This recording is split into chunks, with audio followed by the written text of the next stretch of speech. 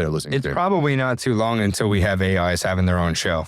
Oh, for sure. I'm talking to an AI developer just this week on Monday who, this is what he does. He creates AI influencers who are, they're gorgeous, beautiful, 10 out of 10. Yeah, it's a big industry right now, huh? Oh, it's you know, I know the internet, you know, nobody watches porn on the internet, but AI porn is not only coming, it's here. And so this is where it gets crazy. Yeah. Not only does he create these AI influencers who, again, perfect 10 out of 10, Instagram models, like, you know, uncontestably beautiful. You can't tell.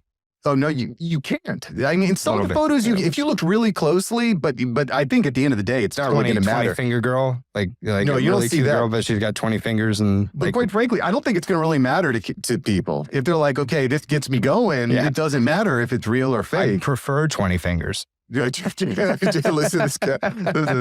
That's funny. But it's like the biggest thirst trap in the history of humanity. Yeah. Because not only do you get to have this visual engagement with this 10 out of 10 AI model who's the perfect hair color, the perfect size, the perfect waist, the perfect breast, right? Everything is perfect based on exactly what you want as a human being.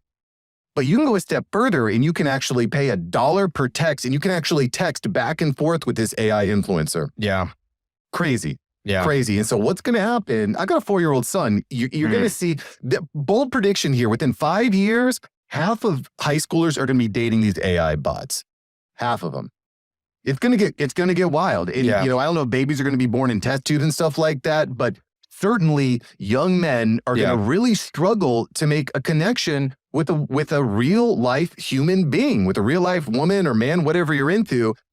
Because the other good thing about this AI bot is it never challenges you. It tells you exactly what you want to hear. Oh, honey, you had a tough day at work. I got your back. I'll whisper sweet nothings into your ear. Bull crap. That's not what you need as a human being. No, it's not. Yeah. And we saw that at the Vault conference. You need to be challenged. A few months ago, I was in super hard. You need to be challenged. Yep. I was in the mastermind group with Patrick Bet David, and he gave me some tough love.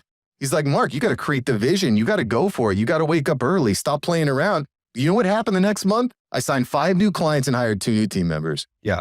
If I was listening to an AI said, you know what, you're trying your best, you're doing okay, I'd still be doing the same damn thing. Yeah, and I sat in on those calls with big entrepreneurs for a long time with the elite mastermind products that we had and the general mastermind products that I brokered those services, and I had clients on there, and always the best outcomes on those calls with Pat challenging people. And that's why people go to Pat, because you get to a certain level and nobody can tell you to do anything.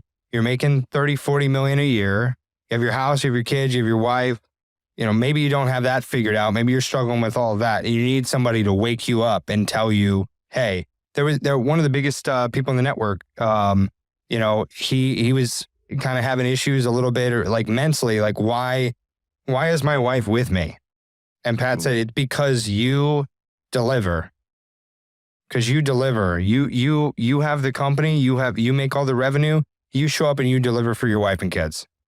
And those moments of challenge are what really push people. So to your point, dating a girl, an AI girl, first of all, I'm not interested. One of the funny things is this is a funny thing that somebody told me a while back in a conversation about this. The more that people like AI women, also the more women are available, like actual women, right? So it's a win for the people who are engaged to like the right things and actually like physical connection. And I think that's where society is really going. As things get really automated and fake and social media continues to just pull people into this psychotic nature of not knowing what's real, which we can talk about too. There's going to be a certain percentage of people that say, I'm done with this. I'm back to the human things. I want to have a nice date. I want to have a nice dinner. I want to have a good conversation with a girl. That's what I love conversation, dude. That's my biggest thing is conversation. So I think it's an interesting point that you made, Don, that if half of humanity, half of these guys out there are dating AI bots, that's more women for the rest. Go for it, dude. Guys, right? Like go for it. But here's the problem. Here's the problem. If you're dating an AI bot, you're not going to be in a good headspace. You're going to be in a really bad headspace. You're not going to be challenged. You're not going to be achieving.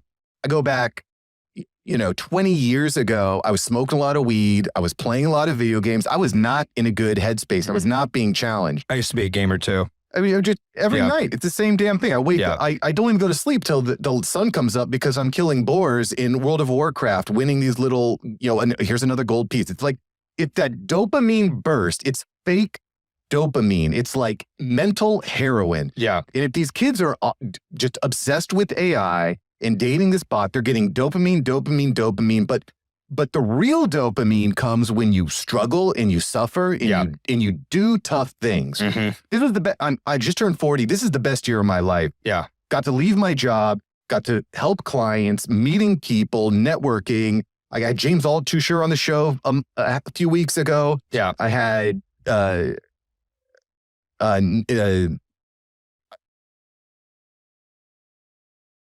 blanking a little bit, but this is natural, Shows you're not an AI. Now I'm good. Yeah. Now I'm good. You're not a robot.